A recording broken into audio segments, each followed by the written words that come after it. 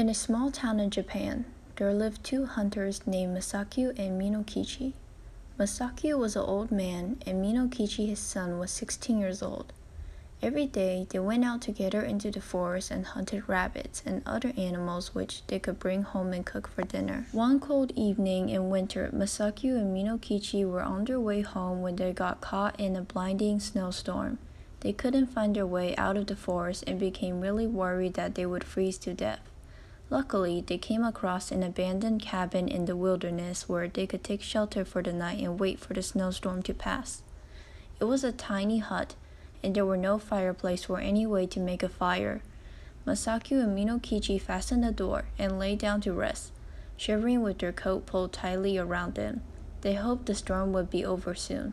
The father immediately fell asleep, but the boy Minokichi lay awake a long time, waiting for the wind whistling through the loose boards of the old cabin and snow beating against the door. The ramshackle hut swayed and creaked in the storm, and Minokichi shivered under his coat until at last, in spite of cold, he managed to fall asleep. He was awakened by the feeling of snow falling on his face. When he opened his eyes, he could see that the door of the hut had been forced open. He saw a strange figure standing in the moonlight. It was a woman dressed all in white. She was bending down over his father and breathing on him. Her breath was like bright white smoke.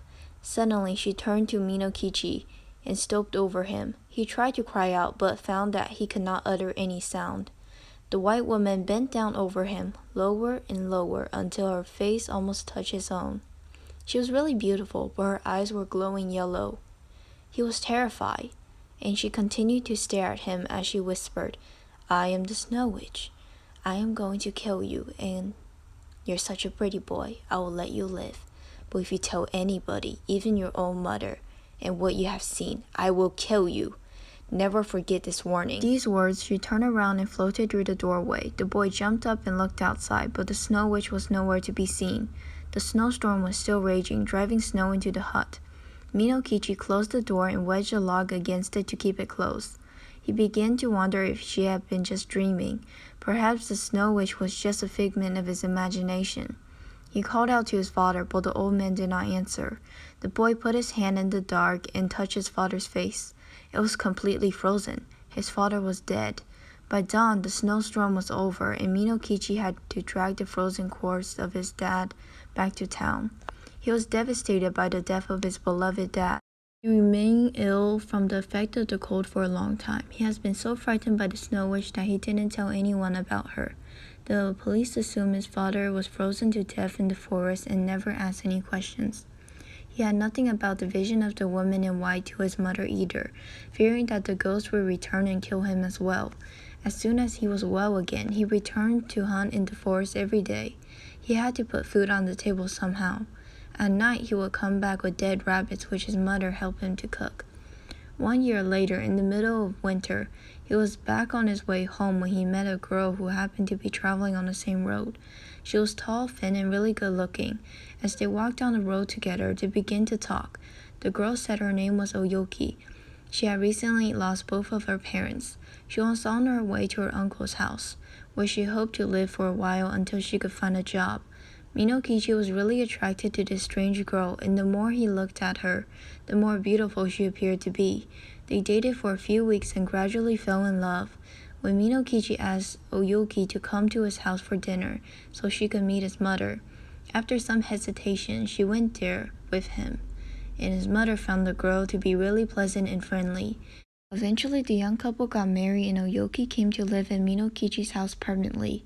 When Minokichi's mother died, a year later, her last words were affection and praise for the wife of her son. And Oyoki bore Minokichi 10 children, boys and girls, handsome and really fair skin. The country folk thought Oyoki was a wonderful person, by nature different from themselves. Most of the peasant women aged early, but Oyoki, even after having become the mother of 10 children, looked as fresh and young as on the day she had come to the village.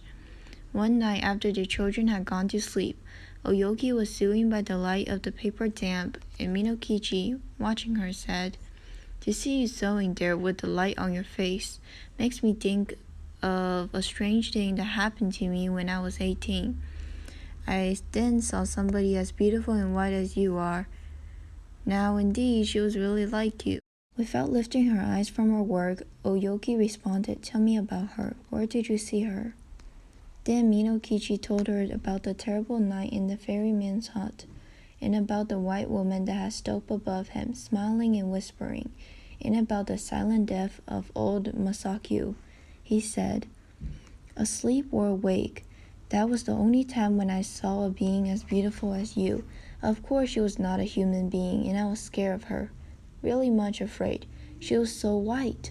Indeed, I have never been sure whether it was a dream that I saw, or the woman of the snow."